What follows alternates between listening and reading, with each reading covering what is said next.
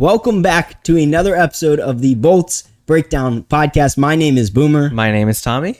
And today's episode is going to be a fun one. We're talking about the Tampa Bay Lightning forwards. Yes. And there are genuinely like 17 that I could see playing in the NHL this year, and there's only 12 spots. So there's going to be a lot to talk about. We'll get into all that. Yeah. Before we do, let's break down the Bolts. Yeah. Let's cover like the offseason news as we do to start every episode. Yeah. And unfortunately, There's not really that much, is there? There's not much going on in Lightning Land.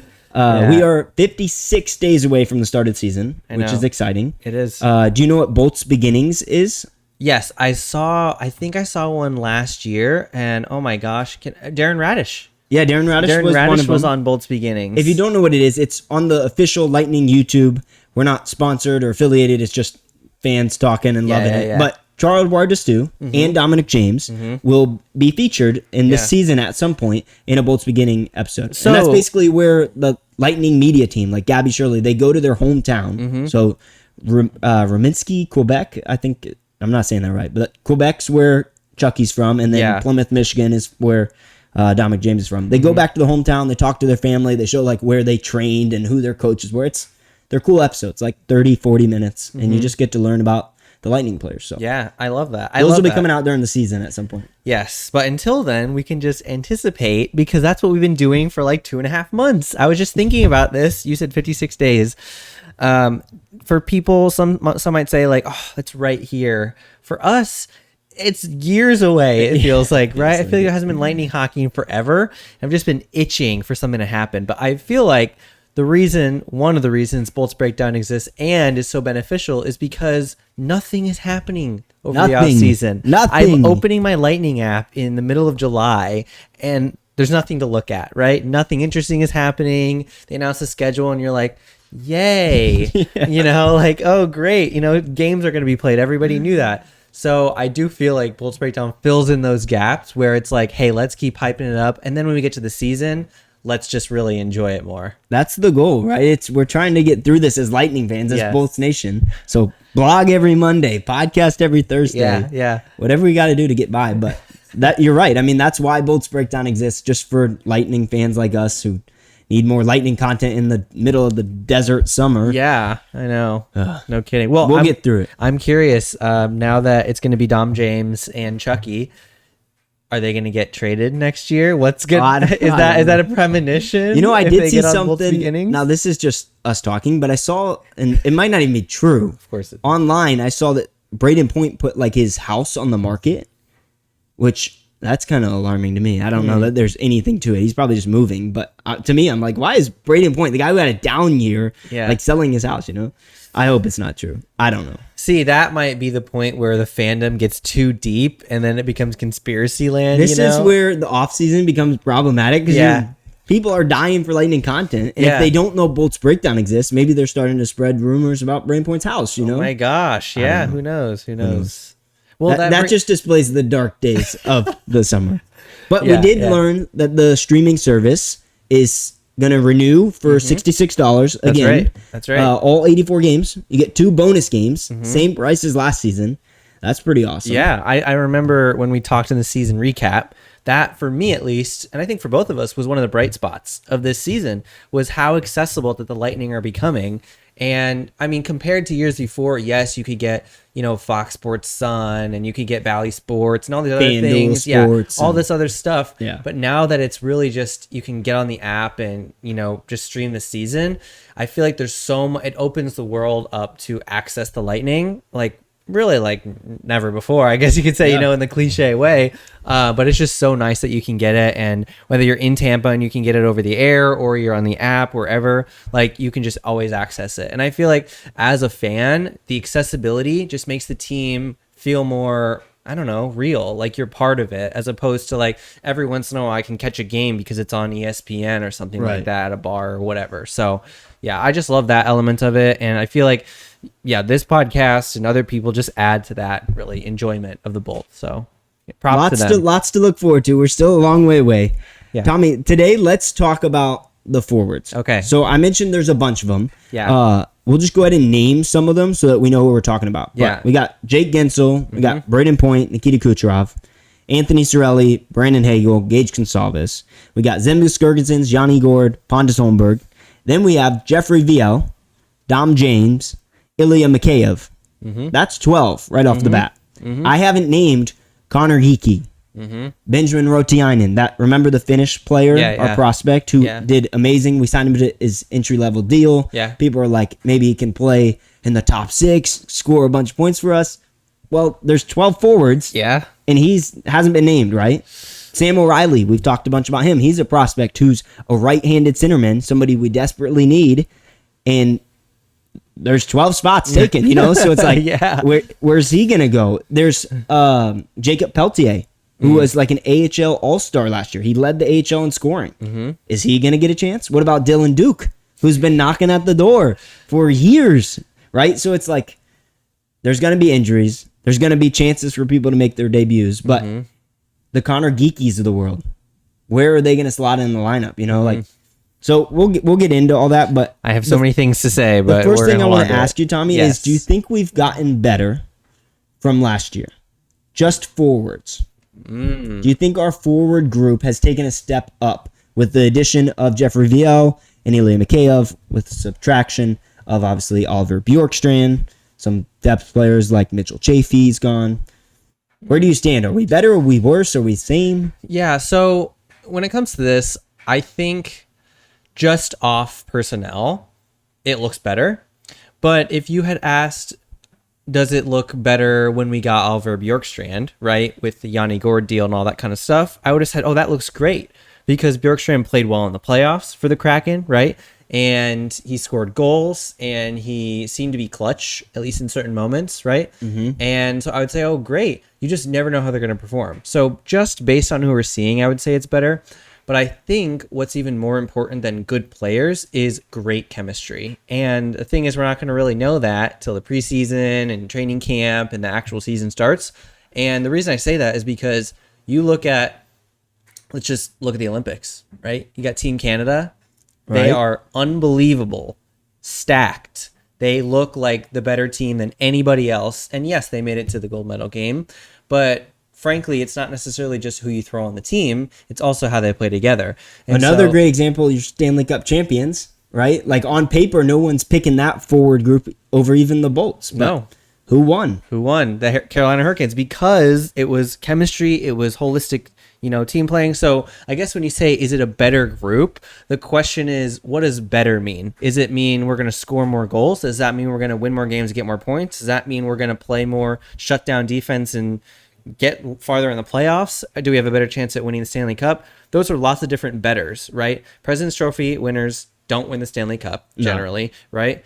And people who score a lot of goals don't always win the Stanley Cup either. Right. So it's really a question of what does better mean. And for our team, if we want to win the Stanley Cup, which is our goal, it's got to be better in the way that Carolina Hurricanes were better, right? In the way that the Panthers what I want to better. know with what you think. Yeah. And I guess you've already answered. We can't know for chemistry, but I do think we're better. To be simple, better in the sense of better chance to win the Stanley Cup. Yeah, I do think we have a better chance to win the Stanley Cup with our current year. forward group. Yeah, but I also think that how do I say it? I think that time will tell when it comes to the chemistry. I think ask me 20 games into the season and I'll have a much better, clear answer. Sure. Of course. That's but fair. Just based off of personnel, yeah, I think we have a better group right now, especially when if somebody's slacking, I don't think they're scared to just throw some of those guys like you mentioned, right?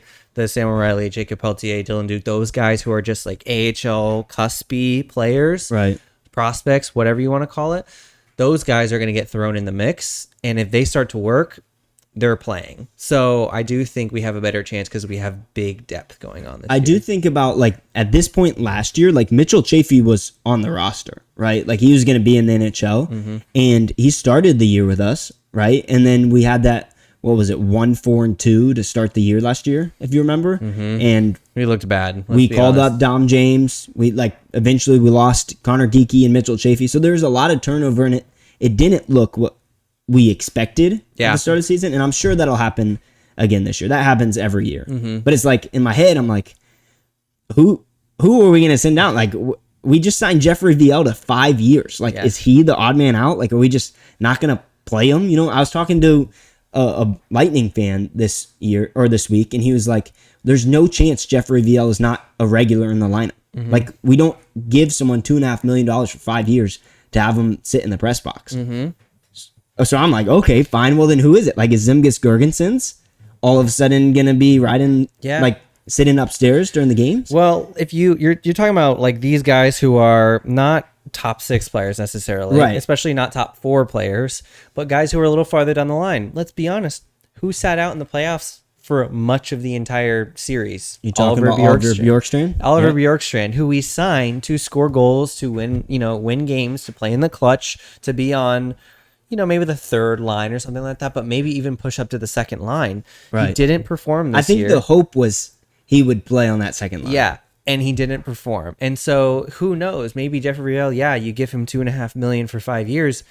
So does that mean he's going to perform really well? Like, the fact is, I understand that there's people like Victor Hedman and Braden Point that even if they're performing poorly, you kind of keep them out there. Vasilevsky gives up 4, 5, 6 goals in a game. He doesn't get pulled, right? Because he's just Andre Vasilevsky and Victor Hedman and Braden Point.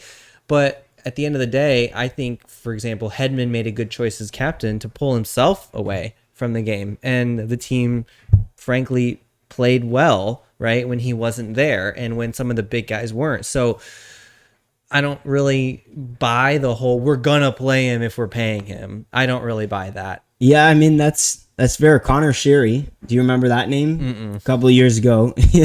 Probably don't remember him because he didn't do much. Yeah, but he made $2 million or something like that, and we were like, at that point it was a lot more than $2 million today, and he got sent to the minors eventually, which helped us on the cap front. But it was kind of that same deal. It's like, okay, he's making enough money, like, let's see what he can do. And the performance just never followed the expectations. So. I think if the GM was the coach, I think the pay him and play him would make sense. But the GM is not the coach. Maybe not Julian Breezeball. I don't know. Julian Breezeball is cutthroat.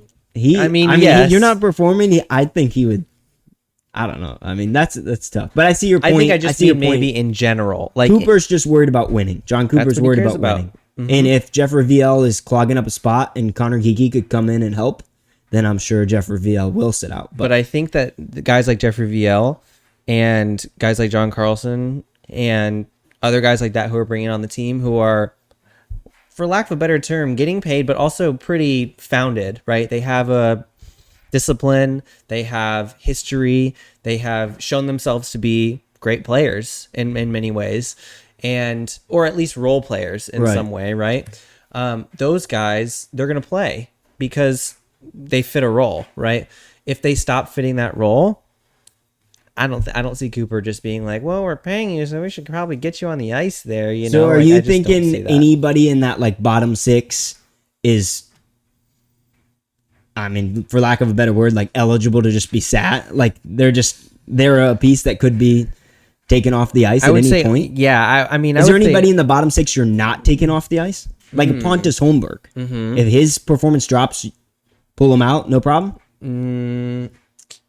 What about Yanni Gourde? Good question. Yeah. See, he doesn't make a lot of money. He's old. Here's what I'll say. I think guys who do have that veteran status or established status or whatever you want to call it, he's going to have a maybe tougher time pulling, right? And I think he's going to have... The young guys are going to have to prove themselves. If they get a chance, he's not going to let them play 30 games in a season and suck, right? But if Yanni Gourde has a rough down year, he's going to stay in, he's going to keep pushing, he's going to keep playing because they're veterans and they've experienced a lot of adversity versus these young guys. If they experience adversity, they need to show up, right? They can't just experience adversity, quote unquote, for like an entire season when you're trying to break out. Like, you just can't. And so, like, for example, Nick Paul at his conference at the end of the year, right? He said, I didn't play very well. I need to play better. Braden Point, similar thing at his press conference. You get a rookie who's trying to break out into the NHL and he goes to a press conference and they ask him like, what happened this year? And he goes, I just didn't play well. It was a down year. And you're like, dude, it's your first or second year. Like, you can't have that. Because they haven't proved it. They haven't proved it. You need to prove yourself. And so we've seen Braden Point score 30 goals in a season. We've seen Pontus Holmberg, be an established role player who executes, and Yanni Gourde, et cetera, et cetera. We haven't seen that from these young guys. So I think all in all, Cooper's going to keep the veterans in. And if he does end up pushing a younger guy in, they're going to have to prove themselves sooner rather than later, in my opinion. It's just interesting because there is, I mean, obviously the AHL is a great development spot. Like, it just is. And you see even the, like, Nikita Kucherovs of the world play in the AHL at some point. So not for long. Not for long, right? They quickly outgrow it. Like, Dom James played 4 games in the AHL and he scored 5 points and we called him up and he's been up here ever since, right? Yeah. But, like, then again, there's a train of thought where it's like, in order to grow, like, you kind of have to face that adversity, right? Like, Dominic James talked about how this season was so important for him to be able to get to the postseason and play in that 7-game series because he learned so much. And if they had not made the playoffs or if he hadn't got back from injury, like, all of that growth in his game wouldn't be here, right? And so it's that train of thought where I'm like, okay, Sam O'Reilly, like, sure, he could play in the AHL and grow, and there's no rush with him. But what about Connor Geekie, who's been playing in the AHL? Like, isn't it when? I guess the question is, when is the point where you just say, hey, he has to either figure it out in the NHL, meaning play him till he figures it out, or he reaches the point where it's like, okay, there's no point anymore. Yeah, like, get him off the team almost. I think it sounds, from experience, in the AHL, a lot of the guys who don't spend that much time in the AHL are performing or are outperforming normal quote unquote AHL players. We'll say that, right? They're outstanding in their field, right? Nikita Kucherovs, even Dominic James, like you said, those guys who are establishing themselves in the NHL or who are stars in the league, like Kucherovs, the AHL wasn't really, like, yes, it developed them in some way, but they were above that. It's hard to say that, but they kind of were above that. I get what you're saying, right? But they also eventually, there's some who took longer. I will say that. Yeah, like the Andre Palatz or Yanni Gord, like 5 or 6 seasons between the AHL and ECHL. But at some point, they were outstanding. True. And because they were outstanding, they were promoted essentially, right? I mean, they were like, oh, these guys are going to be either stars or great role players in NHL or whatever you want to call it. So what I'm saying is, yes, if we give Connor Geekie a chance, great. If he's outstanding in AHL, fantastic. Put him in the NHL. If it's like 4 seasons of him going back and forth and not figuring it out, at some point you got to be like, man, you're not performing. Like, you're just not. Now, but then again, like the Yanni Gord example, like, he did it, you know? So, and he was crucial in our cup win. So it's like, I don't know. The whole... Think about Brandon Hagel. Let me give you this. Think about Brandon Hagel. Brandon Hagel, really, until he made it to the Tampa Bay Lightning, wasn't a star player. Right. So, guys, that will happen to guys, right? There are going to be guys on the Tampa Bay Lightning who were like, Connor Geekie, he's not playing well, or whoever it is, right? Who are like, they're not playing well, we should just get rid of them. Guess what? We're going to get rid of some guys who are going to be stars on other teams. Just the same way that other teams get rid of guys and they come to our team and they're stars. That's true. So, I think of like Carter Verhaeghe. Like, he was in our system, and then obviously he goes to Florida and does well. I mean, good point. 2020, 2021, those teams were completely dissolved because the players were so good and there was such a good basis, like such a good base for them to grow. And then they went off to other teams and they were successful. So that's going to happen. Just like we get players from other places and then we're like, look how good this player is. We don't get Brandon Hagel unless, frankly, he wasn't that good before he came to us. Right. And then we unlock that extra exactly. So other teams will unlock Connor Geekie, maybe the Tampa Bay Lightning won't. And that's just kind of going to be the case. I just think of the Detroit Red Wings, right? And people have their opinions on this, but one of the gripes I keep seeing about why they haven't returned to the playoffs, why they haven't become relevant again, right, is because their young kids haven't been given their chance, right? They keep signing these depth, like, old veteran type players, like, to fill the lineup, and that's great. And I mean, if you're pushing for the Stanley Cup, like, maybe they're useful, but at what point do you just say, hey, this guy's part of our future and he's playing? Like, I think about Gage Gonsalves and what John Cooper did with Gage Gonsalves. Like, there were times where Gonzo looked not great, and John Cooper kept rolling him out there, right? And now he's like on the second line scoring big goals in the playoffs. And it's like, would that have happened if John Cooper had pulled the plug and said, hey, this veteran can play better than you, you know? So it's like, where's the line between the development and the good for the player and seeing their potential. And the other side of it, which is like getting the now production or the proven production, like the veteran production. It's like, that line is so blurry, and we have 12 people on the roster and all the young kids are off of it. So it's like, they're either not going to get their chance, and that's scary because you got to give them a chance, right? Or we're going to kick veterans off to give the kids a chance. But the good thing is it's not our job. And so we just get to watch and then critique everybody for what they're doing, right? I mean, as fans, right, we just get to watch and see what's happening. Did you watch the World Cup at all? Yeah. Okay, so on Fox, it was like Thierry Henry and Zlatan Ibrahimovic, which are very, very famous international soccer, football players, whatever.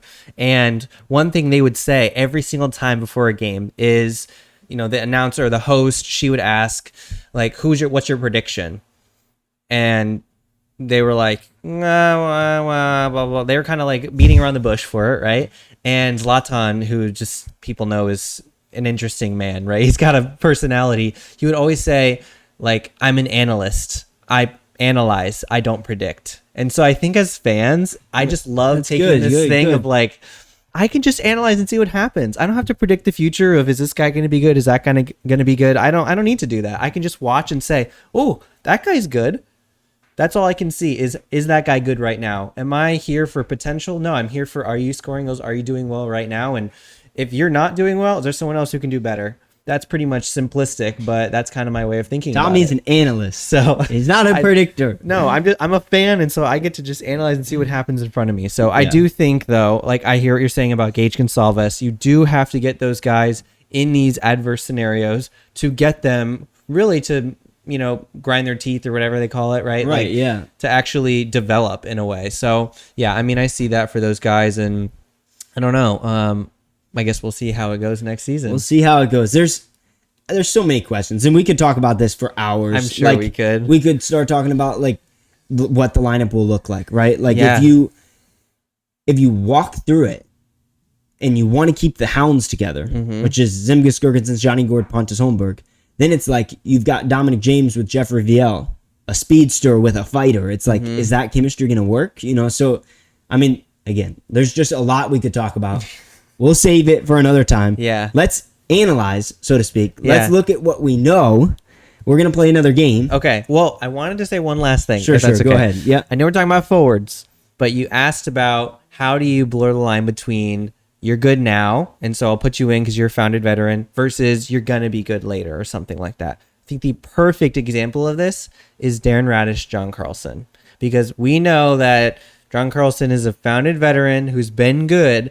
Darren Radish was great this year. He wasn't good. He was great this year. True. And so they clearly, Tampa Bay Lightning, maybe it was cap space, maybe it was other things, but I think that tells you enough about this whole, is it about the founded veteran, or is it about, the person who could have this really, really high potential? I think that tells you a lot. I know it's defenseman. We're on a forward day. I see your point. But that's what I'm just saying what I'm seeing. But Darren Radish is also a lot older. Yeah. So there is that piece of it. He's not like it. 23 or something. Right. Darren Radish, you're already talking about, is he going to slow down, right? Yeah. It's like his first breakout year. So yeah. I do get your John point. Carlson is just a spring chicken. So yeah, he just doesn't get old, I guess. I'm just kidding. Anyways, let's play a game. Yeah. So we're going to play a fun game today. It's all about the Tampa Bay Lightning defensemen. There's 10 questions. Defensemen or forwards? Sorry, the forwards. Okay. You got me confused with this Darren Radish. Sorry. It's all about Tampa Lightning forwards. And so I'm going to give you 10 questions. In each question, I'm going to give you their height, their weight, their handedness, and their nationality. Okay. And you're going to have to tell me which forward I'm talking about. Now, that's pretty hard in and of itself. So I've got 4 different clues. And we're going to spin a wheel for each player, and it's going to randomize which clue you get. Okay. So you could either get their first goal with the Bolts, their date it was scored, who it was against. You could get their last goal, meaning their most recent goal with the Bolts, date, opponent. You could get their career stats, or you could get last season's stats. Okay. So to recap, every question you're going to get height, weight, handedness, nationality. So I get all their demographics, and then basically I get some stats depending on what I spin on the wheel. Right. Okay. You get a random one. Okay. And if you miss that, you can get 1 point. Let's back up. So if you get that right, you get 3 points. Yeah. If you miss it, you get another chance. I'll give you 3 names, and if you can pick the right name out of the options, you get 1 point. So basically, free response 3 points, multiple choice 1 point. Right. I got it. 10 questions. So there's 10 forwards. All on Tampa Bay Lightning. You'll know them. All people we've talked about. 3 points. Yep. So the max you can get is 30. So everyone playing along, keep track of your score. See if you can beat Tommy. My score? No. We analyze, Tommy. Okay. We analyze. We don't predict. That's right. All right. So you ready? You understand the game? I do. Yes. It'll make sense as we go along. Yep. But your first prompt. This forward is 5'11". He's 176 pounds. He's left-handed, and he's an American, USA. So let's go ahead and bring up the wheel, and we will see what you get for your clue. So you're going to get last goal with the Bolts, meaning his most recent goal. Okay. His most recent goal was April 29th, 2026, versus the Montreal Canadiens in Game 5. Wow. So walk me through what you're thinking. Okay. Do you have any idea who this forward is right now? I mean, I'm thinking American players. We don't have that many American players. We don't? Like Jake Gensel and Dominic James and Ryan McDonough. I'm like... okay. It's a forward. But I know it's a forward. So that weeds out one of them. Yeah. So, April 29th, he scored against the Canadiens in Game 5. We didn't score that much that series, did we? But feels like a goal scorer. We're going to go ahead and say Jake Gensel. Final answer. Jake Gensel. You got 3 points. All right. Right off the rip. It is Jake Gensel. Good job. All right. So this next one is another easy one to get you started, and then they start to get progressively harder. Okay. All right. I'm ready. So next forward, you got Canadian. a 6'2", 192-pound left-handed Russian. Okay. All right. Let's spin the wheel, see what you get for this one. Okay. Spin it. Let's see it. 6'2", 192 pounds, left-handed, and a Russian. All right. So you got last season's stats. Okay, this should be easy. This is going to give a lot away. His stats, 77 games played, 18 goals, 18 assists. He was +2. Okay. Walk me through what you're thinking. Again, 6'2", 192 pounds, left-handed Russian. 77 games played, 18 goals, 18 assists, left-handed Russian. Ooh.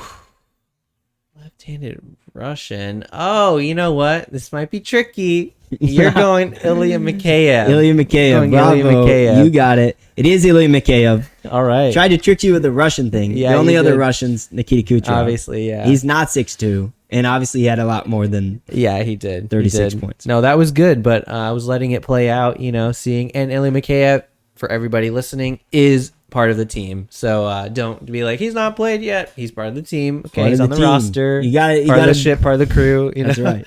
All right, next player. You got 6 points, Tommy. Okay. This player is also 5'11", 177 pounds. He's right-handed and from Canada. Okay. So let's bring up the wheel. Let's see what you spin. Okay. I have an idea. You also get last season's stats. Perfect. So he played in 63 games. He scored 18 goals. He had 32 assists. He was +12. Okay. So this is a right-handed Canadian. 5'11". I'm thinking, okay, that's left-handed. You talked about forwards. Ooh, he's left-handed too. Lots of left-handed guys, man. We do have a lot of left-handed guys. It's not that many goals. Let's go Braden Point. Braden Point. Nice. You're at 9 points, Tommy. All right. Another one. All right. Let's go. Let's keep trucking along. Okay. Your next prompt, 6'1", 214 pounds, left-handed Canadian. Okay. All right. So let's spin the wheel. Let's see what kind of help you get here. Left-handed Canadian. We're going to go career stats. Okay. Career stats. That might be helpful. 6'1". So this is a pretty decently big guy then. Yep. Canadian, left-handed. He's played in 99 games. He's scored 6 goals, 9 assists, and he's -13. These are his career stats. Wow. I'm going to go out on a limb here. Okay. And say Jeffrey VL. Nice, Let's Tommy. go. 4 for 4. All right. Yeah, you're at 12 points. This is your best performance yet. Hey, whoa. All right. You better stop there. Your next one, 6'1", 189 pounds, left-handed Canadian. Okay. Very familiar, huh? Most of our players are all the same, it seems. Yeah. The hockey player is in the high hundreds, around 6 feet, left-handed from Canada. That's about everybody. Your extra clue is going to be his last goal with the Bolts. Okay. Which was May 1st, 2026. Okay. It was in Montreal against the Canadiens, Game 6. Ooh, I'm going to go ahead and say Gage Gonsalves. Gage Gonsalves, 5 for 5. All right, here we go. 15 points. 15 points, everybody. Keep it going. You got a 5'9" forward, 173 pounds, left-handed Canadian. Okay. So let's bring up the wheel again. Let's see what you get. Okay. 5'9". His first goal with the Bolts. Left-handed. First goal with the Bolts. It was March 11th, 2017 versus the Florida Panthers at home. 2017. Wow, that was a decent time ago. 5'9", 173. We're gonna go ahead and say Yanni Gourde. Yanni Gourde, 6 for 6. Keep it going, Tom. Let's go. We're doing well today, Gourde. everybody. 5'9". 5'9". Wow, he's not too big. Not too big of a guy. No, 170 pounds. Okay. Your next forward, 6'4", Okay. 212 pounds. He's left-handed. He's also from Canada. It is that big boy right there. He's very tall, big boy. very heavy, left-handed. You're going to get his last goal with the Bolts, Okay. which was April 13th, 2026 versus the Detroit Red Wings. Okay, so we got 6'4", we got Canadian, we got 212. We're going to go Scott Sabrin. Scott Sabrin is right-handed. Missed it. Dang. But you get a chance. I'm going to give you 3 options. Okay. See if you For can a pick point. it. This is 1 point if you get it. Is it Connor Geekie? Is it Yanni Gourde? Or is it Braden Point? It's Connor Geekie. Connor Geekie. Bravo. That means you're at what, 19 points? Yeah, you got 6 6 for of 7. 7. So I'm at 19 points. Yep, 19 points. 19 points. All right, Tommy. Next prompt, you got a 6'2" forward, 186 pounds, left-handed, Canadian. Okay. 6'2", 186, left-handed. So let's see what you get on the wheel. Yep.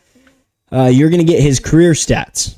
Ooh, this will be interesting. So he's played in 446 games. He's had 161 goals, 210 assists, plus 66. Wow. Okay. So he's pretty decent forward decent. here. Yeah, for a forward, that's 6'2", 186 pounds, left-handed, Canadian. Ooh, this is interesting. So I do have a question. Sure. We mentioned those guys at the beginning. Is it all of the guys that you mentioned at the beginning? Yeah. What do you mean at the beginning? You mentioned the 12 guys, right? And then you mentioned could a few be- of the younger yeah. dudes. So it could be one of the younger dudes. Any of these as Lightning well. players that we've seen, that we've talked about, like Mitchell Chaffee's not on here, but And he could be on here. So if career stats, this is Lightning stats. Not necessarily. Career stats are anywhere.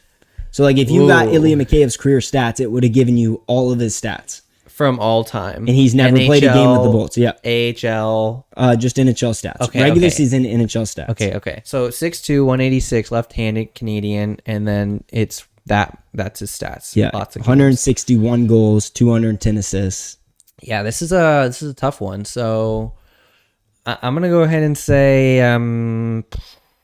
wow, this is tough. Anthony Cirelli. I don't know. Anthony Cirelli. It's not a bad guess. It's not Anthony Cirelli. Okay, I'll need the help. Let's see if you can get the extra point. Okay. Your options are Anthony Cirelli, Nikita Kucherov, or Brandon Hagel. It's a pretty easy one. After you say that, it's Brandon Hagel. Brandon Hagel. So you're at 20 points. Okay. You've only missed 2. There's 2 questions left. So Okay. 6 foot, 190 pounds, left-handed, born in the USA. Okay. Let's see what your prompt is. Okay. You are going to have his career stats again. And now this one, we'll give it away. You'll probably get this. 43 games played, 7 goals, 8 assists, plus 4. We got Dominic James here. Dominic James, no hesitation. Yep. You're correct. 23 points. 23 points. Bring it home. Last player, Tommy. Okay. He's 6'1", 193 pounds, left-handed. He's Canadian. Okay. Let's see what your extra clue is. Let's see what it is. You're going to get his first goal with the Bolts. Okay. First goal with the Bolts. It was March 1st, 2018, in Dallas against the Stars. Ooh, first career goal with the Bolts. You got a 6'1", 193, left-handed Canadian. Scores his first goal in 2018. It's plenty of guys I can think of, but everybody's the same height, the same weight, the same handedness for the most part, and they're Canadian. Most of them, so it makes it a little bit difficult. I guessed him last time. I don't know. Can't hurt to guess him again. Anthony Cirelli. Bingo. 26 points, Tommy. You went. What is that? 7 for 10. I think so. Yeah. 7 for 10, and you got That's pretty impressive. That's not 8 for 10. Was it 8 for 10? Yeah, and I got the 2 multiple choice. Oh, and you got there. 2 multiple choice there. Yep. So 26 points out of 30. That's not bad, Tommy. That's not bad. That's a good performance in this game. Everybody said not bad. He just said not bad. For everybody listening, I only missed 2 questions. Okay, so it's a pretty tough host here. You did great. I think I did. You did great, Tommy. His other games, and if you haven't watched it, you can go back and watch it.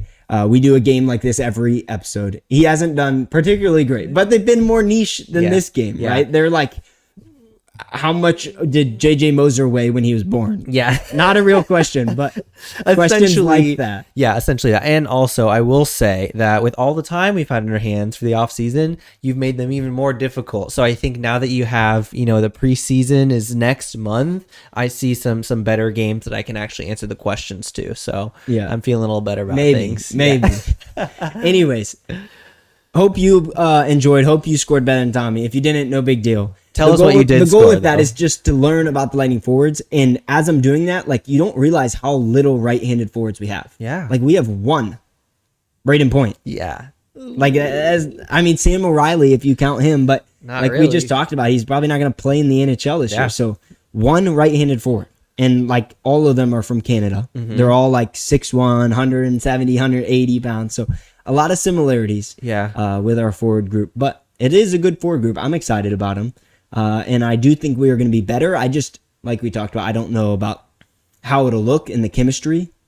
Prior to last season, we didn't know about the Hounds, Mm-hmm. So it's what line is going to show us that they're a dominant trio this year? We probably haven't seen it. So what do you think, if you had to pick, out of the forwards we've mentioned today, including the young guys, would be your dream new line, a line that we haven't seen? That would be a dream new line. These guys come together. They play unbelievably, just like the Hounds line did this last year. You can't pick Point, Kucherov, and Hagel or something like that, right? Or Cirelli. Right, you can't pick those guys, right? But a new dream line of forwards.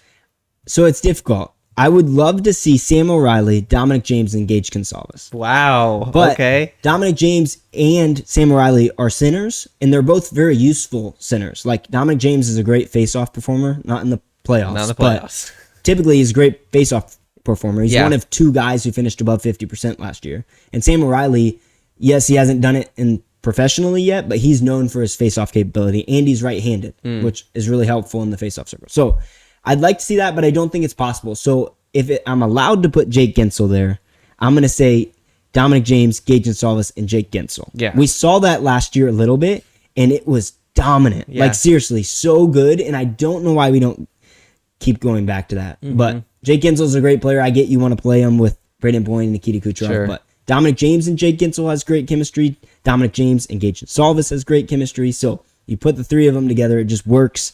That's my dream. Yeah. But we'll see what happens. Yeah, absolutely. If I can give another one, I'd throw Connor Geekie on the wing with Dominic James and Gage Gonsalves too. Wow. A little kid line almost. Yeah. I feel like you're definitely a geeky fan. I can just feel it. I'm a big you want geeky to do well. Yeah, you're a geekster, whatever you want to call it. But what about you? What is your dream? All new players. Yeah. So I agree with Dominic James and Gage Gonsalves. Every time I saw those guys playing together, it was unbelievable. Dynamite. They were flying all over the place. However, I do think, like you said, you need sort of a more founded player on that line because that's a pretty new line, but you could do a kid line, right? Just like they did, I think, in New York or in Montreal or something like that at some point. Yeah. One of those teams really had an amazing kid line. I think it was New York, actually. And so I would put Dominic James and Gage Gonsalves. And I honestly spin that wheel that you had earlier and just throw someone else on there and see how they perform, because I'd be really interested. I wouldn't necessarily, I don't want to take your answer with Jake Gensel. And so I wouldn't necessarily say him, but I do think somebody who's maybe more founded. I think it would be so funny, maybe not effective, but funny to see like a Jeffrey VL on that line and to just see him punching people while Dom is flying up the ice and while Gage Gonzalez is scoring goals. He's protecting him. I could absolutely see something like that. But again, that's just from a hockey fan, maybe not a coach. Sure. So, all right. Yeah. There's a lot to talk about, but let's keep moving on, Tom. We're going to close out the episode as we always do with the ThunderBucket prompt. Okay. So, Tommy, you can draw. Sure. Everyone watching, if this is your first time, this is literally the Hagel's Bagels bucket hat. And we have a bunch of prompts in here. It's anything about hockey, Lightning, Tampa, and they're just fun prompts to end our episodes. If you have a prompt, you can go ahead and submit it at that little link up there, or it's going to be in the show notes. You can drop any prompt you want in there, and if it's good, we'll put it in there. Write your name, and we'll give you a shout out. Yeah. Tommy, absolutely. What's our prompt today as we end this episode? Today's prompt. Boldest take. Which opposing fan base cries the most when they lose to Tampa? Oh, boy. Let's answer this from, like, you're at the game. Okay, you're at the game. You're walking down the stairwell. Everyone's cheering. Yes. Except, obviously, the people that are crying. And, do you have an answer? Well, first of all, I guess we'll define crying for ourselves, right? Whether that's, yelling about it or whether that's just being sad and lonely. Which opposing fan base? So I have a couple of different answers that are swimming around in my head right now. Okay. While you're thinking, I'll go ahead and give mine. Go ahead. It's the Boston Bruins. Ooh, okay. For me, that's in my one. experience, and I don't know, maybe I've just been at these games, but so I went to Boston last year, and we kept them without a shot in the second period. Mm-hmm. And it was just like a total beatdown. We were in their barn. Yeah. And it was just hilarious. I mean, the Boston fans were losing it. Like, they were chanting to fire their GM. Like, they didn't want anything to do with us cheering. Obviously, we were trying to be respectful, but I mean, we scored and we didn't let them get a shot. Like, there's a lot to cheer for. So it was just, I mean, it's hilarious. But every time they come, even to Tampa, they're always chirping and yelling down the stairs as they leave. And I just love watching them walk to their car with their head down. When I think I guess I first really started following the Bolts in 17, 18, all that kind of stuff, just felt like that rivalry was heated, right? Between the Bruins. And so now it's sort of transferred over time, but I could definitely see that. What about you? Who's my answer is also in the Atlantic, all right, and it's the Toronto Maple Leafs. Okay, good pick. You think about it's same idea, right? When you finish watching this game and you absolutely beat up on them, or maybe you even won a close game, right? Or even if you lose, the reaction of the other fans really says a lot about how much they cry when they lose, right? Yeah. And so the Maple Leafs are a great example of this. Their fans just are really, really rowdy, obviously, and usually very drunk or something like that, I feel like, at the games. And so they're just going for it.